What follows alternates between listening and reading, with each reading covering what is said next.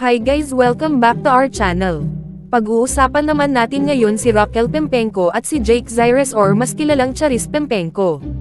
Si Jake Zyrus nga ay isa sa mga singers na nagbigay ng karangalan sa ating bansa nang ito sumikat sa bansang Amerika or Hollywood. Si Jake Zyrus pa nga ang pinakaunang Asian na nakaland sa top 10 sa Billboard 200, at di rin natin makakalimutan ang mga duet niya sa mga sikat na singers tulad na lang din ni Celine Dion.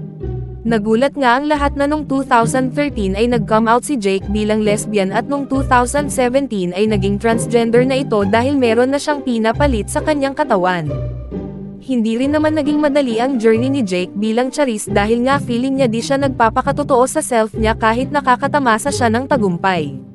Ngayon naman ay may interview ang nanay ni Jake Zyrus na si Raquel Pempenco, inamin niya na meron daw di pagkakaunawan sila nila Jake Zyrus. Hindi naman ito nakapagtataka kasi ang nanay ni Jake at ang lola niya ay hindi aprobado sa kanyang transition bilang lalaki.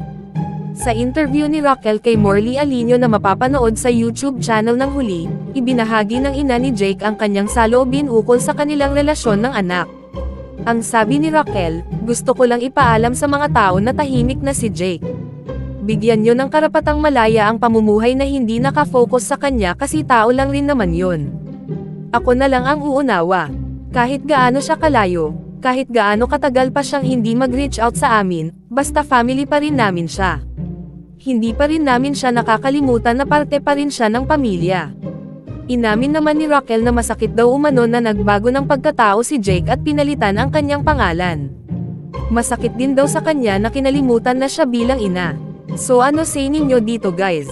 Comment your thoughts below and don't forget to subscribe to our channel.